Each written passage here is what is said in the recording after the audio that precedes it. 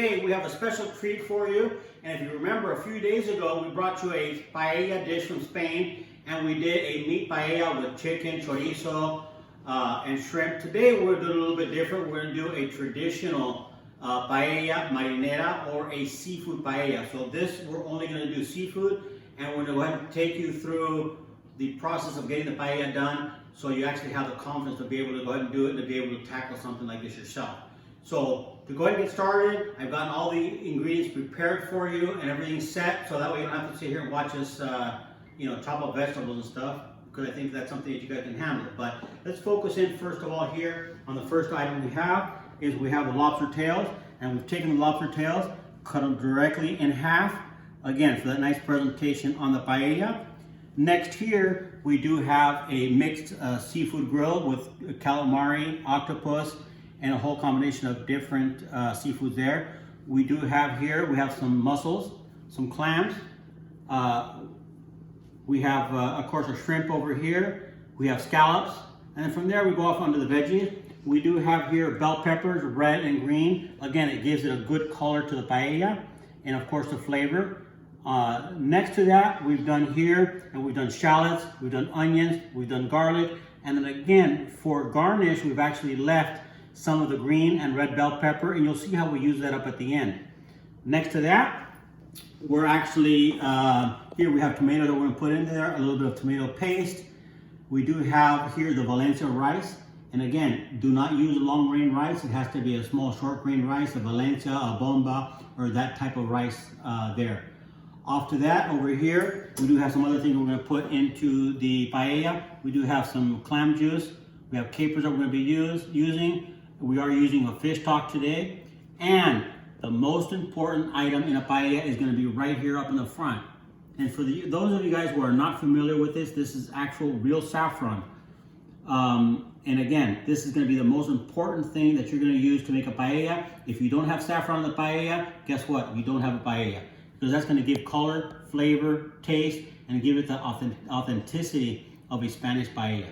Now, like I also say, you can have a little bit of versatility and change up things a little bit and make it personally to your liking, and put in there exactly what you like. So it doesn't necessarily have to be traditional. So today I'm going to take a little bit of free reign. A lot of times we'll put some wine into the paella, but today we're actually going to go ahead and put actually a little bit of beer in there. So we're going to change it up a little bit. And if you're asking why there's 2 bottles of beer, well, that's easy. The first bottle is for the paella, and the second bottle is for the chef.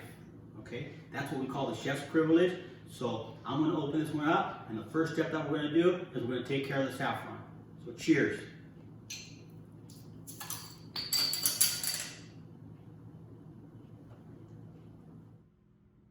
All right, so one of the first steps that we're going to do with the paella is going to be, we're going to be working here with the saffron. And you can see there's just the little petals here, the saffron. So what we're going to do is we're going to take this, we're going to open up the saffron. And again, a lot goes a long way, so we can probably take about half. You know what? Bam, let's just do it all, because we're going to do it extra special today.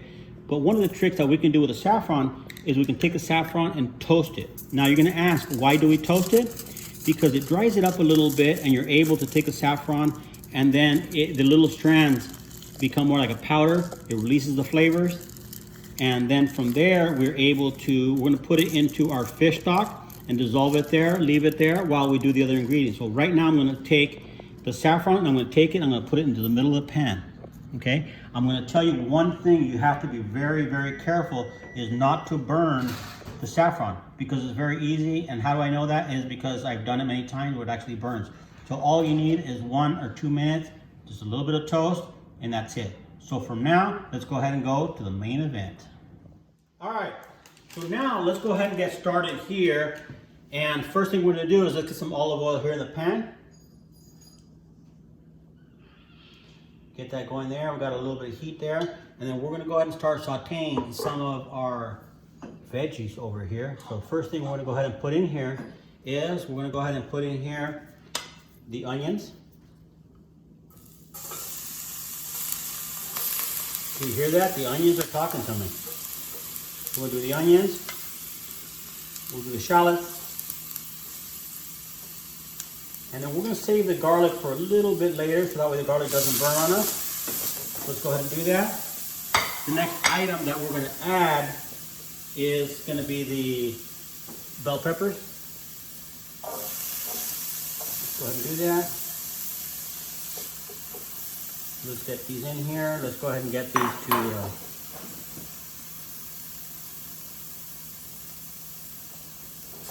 all right, let's go ahead and get some heat in there.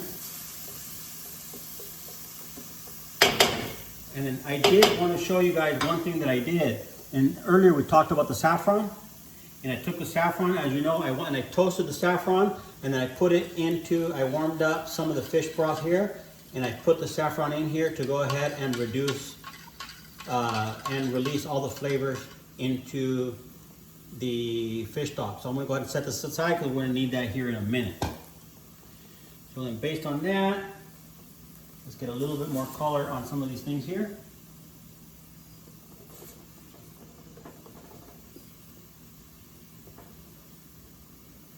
Okay. All right, so now the veggies are coming. They're starting to caramelize a little bit. And we're going to go ahead and do a little bit of kosher salt.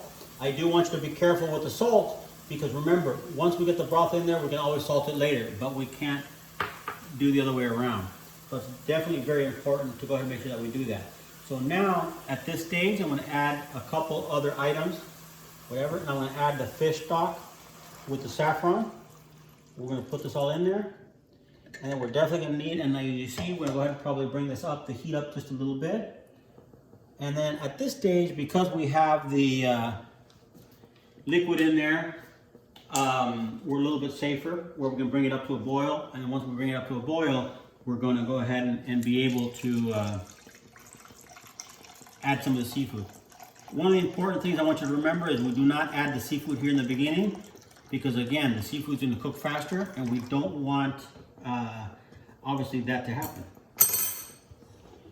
So let's go ahead and get more in here. Let's go ahead and bring this up to a boil, and then once it brings up to a boil, we'll go up to the next step. All right, we're getting this almost up to a boil. Another thing that I'm going to add also is a little bit of clam juice. Just again to go ahead and give it a little bit more flavor, so we can go ahead and add the clam juice in here. And at this stage, I'm also going to go ahead and add some of the tomato paste that we have here. We're going to go ahead and add that in there again to become a little bit more of the flavor. So I'm going to go ahead and add that in also.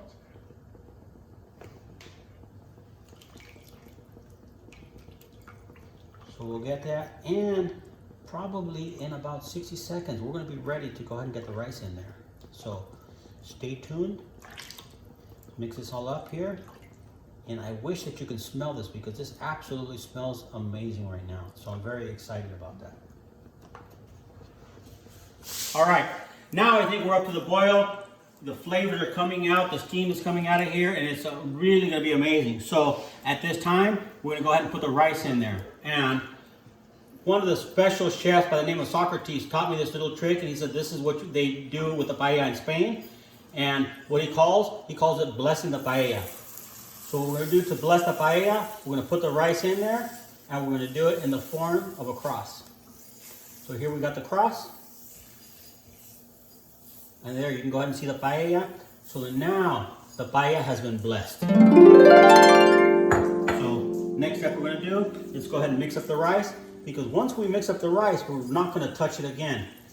Because one of the important things on the rice, and I'm going to go ahead and show you later, is what they call socre. Socre is going to be the little burnt part on the bottom of the rice. And that is the sign of a good paella. And it's the combination of getting it nice and crispy and overdoing it. And I'll show you the example of that a little bit later when we get. So let's go ahead and mix this up. And then what we're going to do now is we're going to go ahead and cover the paella. So let me mix it up a little bit and let me go ahead and get the foil.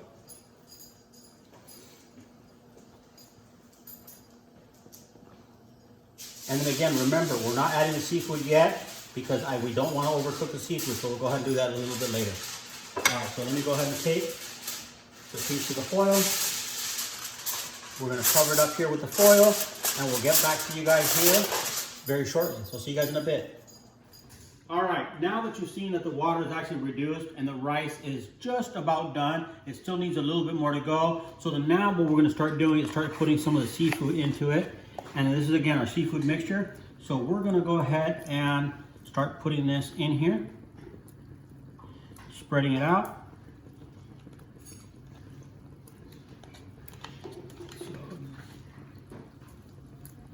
And again, this paella, again, is Paella Marinera, which means seafood. So it's all kinds of seafood that's in there. So let's go ahead and get all of this in there. And then now, from this stage here, we will put the shrimps. And then on the shrimps, we're gonna go ahead and start putting them in here. Again, and it's kind of nice if you start using some sort of a pattern, because a lot of the times, like my dad used to tell me, that he eats with his eyes first, and then after with his eyes, then that. So if it doesn't look appetizing, that's gonna be half your battle. Now, another important thing here, and I talk about this, that this is part of where you're putting the love and the care into your cooking. Or in Spanish, they say cocinando con cariño, versus just taking things, throwing them in, and this again just becomes part of your presentation. So we're gonna do a complete little ring of the shrimp all the way around the paella. And then we'll pick up a couple other things. There. Now we're getting here back to where we started. So we go there. And then we'll continue with the shrimp in a minute. You can also use some of your creativity. We can go ahead and put some of the garnishes here, and again we should probably alternate the colors.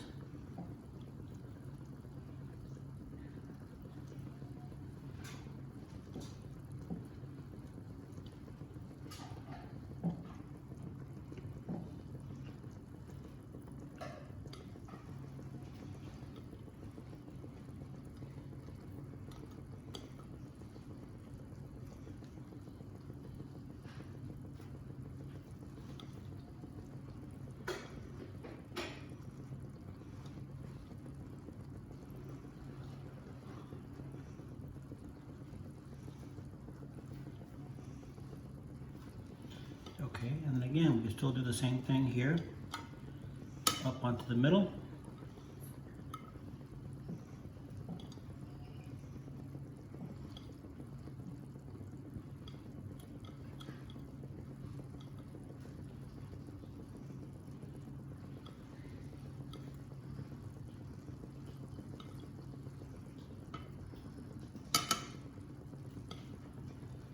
Okay, that goes there. And now I think we'll go with some of the scallops. So we'll take the scallops and we can just take them, just kind of go and push them into the rice a little bit.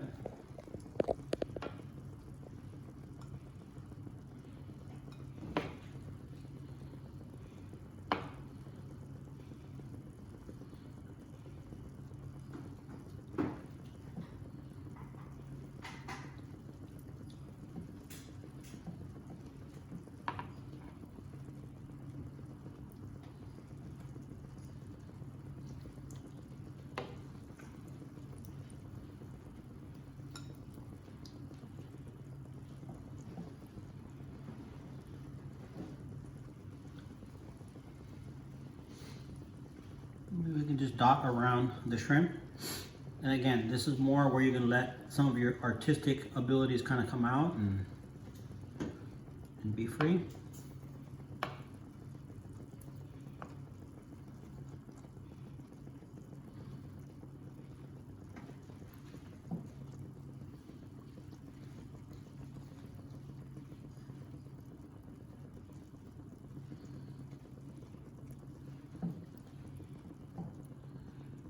And again, I can absolutely smell the saffron. It just smells amazing. And if you've never really smelled what the saffron smells like, that's definitely an experience that that you need to do, because it definitely smells great.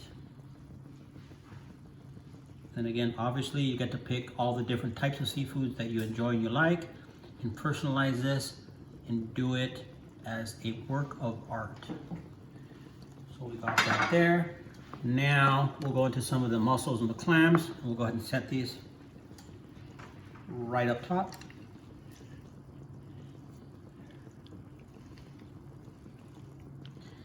But before I even do that, because the lobsters are bigger, I'm going to set the lobster tails right in here, and then we can put the other ones around there. So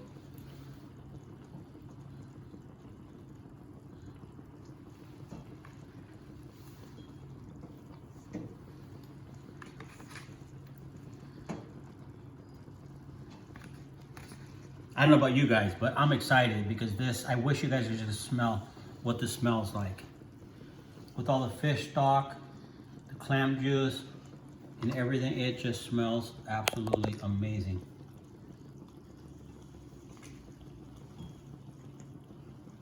So there we go. So now we can set our clams.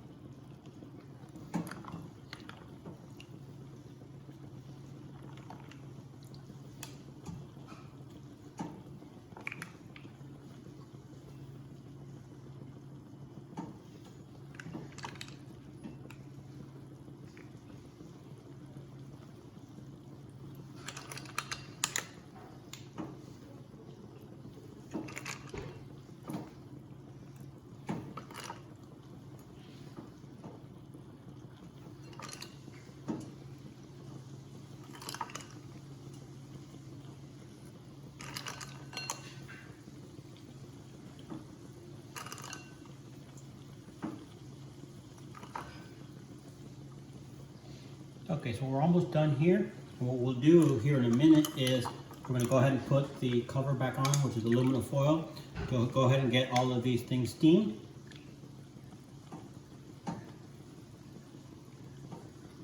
So all right, we'll get right back to you guys.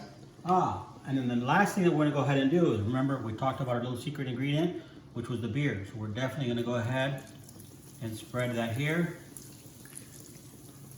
And that way it's going to give it the flavor of the beer, but it'll burn off the alcohol, so don't worry about it. We'll be good. So there. Oh my God, that even brought more of the flavor and stuff out of the paella. So I don't know about you guys, but I am damn excited to go ahead and eat this. So let me cover this up, get this seam steamed, and then we'll go ahead and get back with you in about 10 or 15 minutes. All right, so now it has been covered up and steaming. So let's go and uncover it and see what kind of a surprise that we go ahead and get. So let's go ahead and do that. Let's see what happens.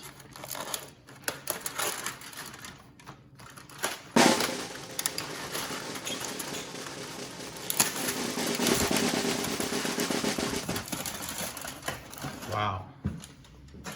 So let's get here. Let's go ahead and circle around. Get you guys a little bit of close-up so you can go ahead and see the lobsters, all the seafood, clams, mussels, you name it. Everything is in here. So again, our seafood paella. Now, I don't want to be rude and eat in front of you guys, so we're going to end the video here. And remember, enjoy good food, and don't forget to subscribe, Foodie Dean on YouTube, and hit the notification bell. As a matter of fact, in the distance, you can hear Papo. That's the dog, because he's excited about the good food, and I think he's gonna eat some today too.